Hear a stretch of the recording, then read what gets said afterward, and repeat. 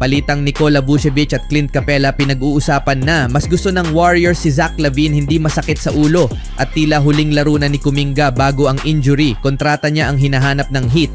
Ngunit bago ang lahat, kung gusto nyo ng pangmatagalang basketball shoes, New Curry 12, mabibili lamang sa halagang 3,100. I-click lamang ang link sa comment section. Sa susunod na Biyernes ay ang NBA trade deadline at tiyak na maraming magiging usap-usapan bago ito dumating. Ang Atlanta Hawks ay isa sa mga pinakakapanapanabik na team na dapat abangan sa darating na linggo. Ang mga manlalaro tulad ni Clint Capela, Cody Zeller, Bogdan Bogdanovic at Larry Nance Jr. ay nabanggit bilang posibleng i-trade. Ngunit ililipat ba ng Hawks ang alinman sa kanila? Inanunsyo ng team ngayong araw na mawawala na sa buong season ang star forward na si Jalen Johnson. Hindi pa ay maaaring maka-impluensya sa kanilang mga plano bago ang deadline. At ito ay maaaring maka-impluensya sa kanilang mga plano bago ang deadline. Si Capela ay matagal nang napapabalitang maaaring matrade, lalo na simula noong nakaraang tag-init, pangunahing dahil sa kanyang expiring $22 million contract. Ayon kay Matt Moore ng Action Network, nakipag-ugnayan umano ang Hawks sa Chicago Bulls tungkol sa posibleng palitan ni Clint Capela at Nikola Vucevic. Dalawang sources ang nagsabi na nakipag-ugnayan ng Hawks sa Bulls tungkol sa pagpapalit ng expiring contract ni Capela para kay Nikola Vucevic, ngunit nais ng Bulls na may maidagdag pang ibang assets marahil dahil sa iba pang kasunduan na kanilang pinag-uusapan. Ito ay isang kawili-wiling trade. Ang parehong manlalaro ay may halos magkaparehong kontrata, ngunit si Vucevic ay may natitirang 1 taon pa sa kanyang 3 taong extension na pinirmahan niya noong 2023. Kailangan ng Atlanta ng higit pang opensa dahil sila marahil ang may pinakamahinang opensa sa NBA sa nakalipas na 2 linggo. At si Vucevic ay nagkakaroon ng magandang season, kaya't siya ay magiging malaking upgrade sa opensa ng team. Siya ay may average na 20.1 points per game and 55% shooting from the field and 40% from the 3-point line this season. Ang problema naman ay sa kabilang dulo ng court. Si Vucevic ay isang mahina sa depensa at isang malaking downgrade kumpara kay Capela sa aspetong ito. Isa pang issue ay kahit maganda ang kanyang season ngayon, hindi siya naging epektibong manlalaro noong nakaraang taon at siya ay 34 na taong gulang na. Kung makukuha ng Hawks ang version ni Vucevic mula sa nakaraang season, ito ay isang malaking pagkakamali para sa kanilang team. Naiintindihan din kung bakit nais ng Bulls na may maidagdag pang asset sa trade kasama si Capela. May expiring contract siya kaya't hindi makatuwiran para sa Bulls na i-resign siya pagkatapos. Sa isang vacuum, mas mahusay na manlalaro si Vucevic kaya makakakuha ng mas magandang dulo ng deal ang Atlanta kung ito ay matuloy. Magiging interesante kung ano ang gagawin ng Hawks bago ang deadline. Hindi rin gagawa ng trade ang Atlanta ng basta-basta lang. Kung ang isang trade ay hindi makakatulong sa kanila sa mga darating na season, malamang ay hindi nila ito gagawin kahit na may mga expiring contracts sina Nance at Capela. Sa totoo lang, wala namang realistang trade na maaaring gawin ng Hawks kahit bago pa lumabas ang balita ng injury ni Johnson na kayang gawing championship contender ang team. Ang tanging mga trade na dapat nilang isaalang-alang ay ang mga maaaring makatulong sa kanilang hinaharap. Anong masasabi nyo dito mga kaibigan? Sa ibang balita naman, ang Golden State Warriors ay mukhang bumalik sa usapan tungkol sa trade upang mapabuti ang kanilang koponan dahil si Jimmy Butler ay minsan nang naging isang option na kanilang tinitingnan matapos ibaba ng Miami Heat ang hinihinging kapalit para kay Butler. May mga ulat na muling sinusubukan ng Warriors na makuha siya. Gayunpaman, tinitingnan din nila ang iba pang mga option kabilang si Zach LaVine mula sa Chicago Bulls. Bagamat si Butler ang mas magandang pagpipilian sa pagitan nila ni LaVine, nakikita ng Warriors ang huli bilang mas ligtas na option ayon kina Anthony Slater at Marcus Thompson ng The Athletic.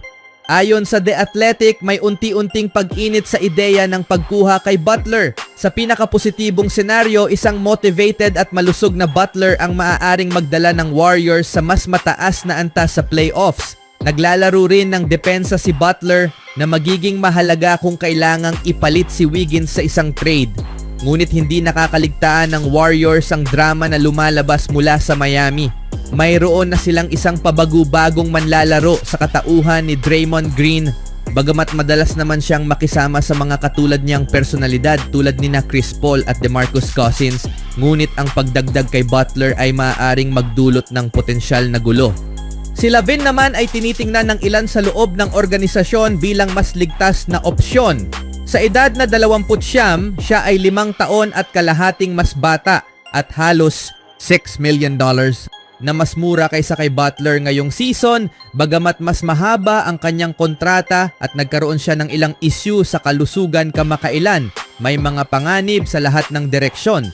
May mga pros at cons sa bawat manlalaro, ngunit sa huli, mukhang ayaw ng Warriors na isakripisyo ang kanilang hinaharap para lamang sa isang panandaliang pagkuha ng manlalaro.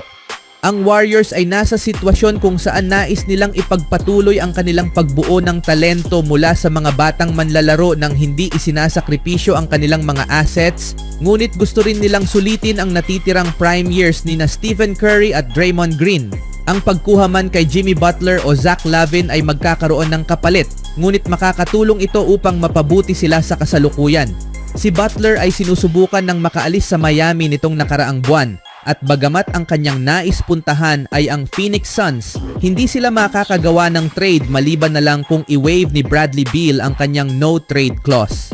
Samantala, sinabi ni Lavin na gusto niyang manatili sa Bulls, ngunit ang team ay tila papunta na sa isang rebuilding phase. Dahil dito, isa si Lavin sa mga posibleng matrade, ngunit hindi pa tiyak kung ano ang magiging hinihinging kapalit ng Bulls para sa kanya. Ngayon, mukhang magiging abala talaga ang Golden State Warriors habang papalapit ang NBA trade deadline sa Pebrero, at isa rin sa mga pangalan na dapat bantayan ay si Jonathan Kuminga. Si Kuminga ay hindi pa nakakapaglaro sa huling 11 laro ng Warriors dahil sa isang ankle sprain.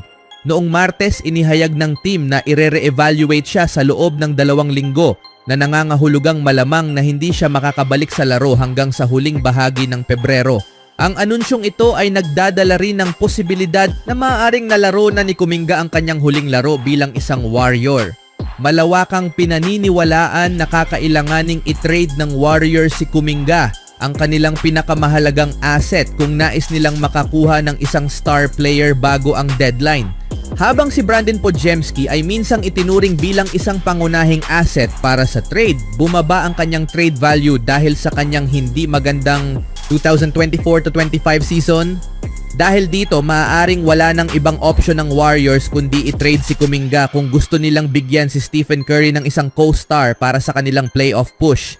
Kung hindi kikilos ang Warriors sa trade deadline, may posibilidad silang hindi makapasok sa postseason sa ikalawang sunod na taon. Si Kuminga, isang 4th-year forward, ay nabigong makakuha ng contract extension mula sa Warriors bago magsimula ang season, na nagdulot ng mga pangamba tungkol sa kanyang hinaharap sa San Francisco, at ito rin ang isang bagay na hinahanap na kontrata ng Heat bilang isa sa magiging kapalit ni Jimmy Butler. Nawala din sa kanya ang starting role sa unang bahagi ng season at hindi na muling nakuha ang pwestong iyon sa kabila ng pagkakaroon ng sunod-sunod na career high na 34 na puntos noong Disyembre. Sa kasalukuyan, ang Warriors ay may record na 4-9 nang wala si Kuminga, ngunit may 18-14 record kapag siya ay naglalaro. Ngayong season, si Kuminga ay may average na career high na 16.8 points, 5 rebounds, 2.2 assists, and 1.3 made threes per game. Kayo mga kaibigan, anong masasabi nyo? Kailangan na bang bitawan si Kuminga ng Warriors? Even when you feel low, you can still go. Even when you feel slow, you can still go. Even when there's no hope, you can still go. I never answer to no, man, I still go. Go, go.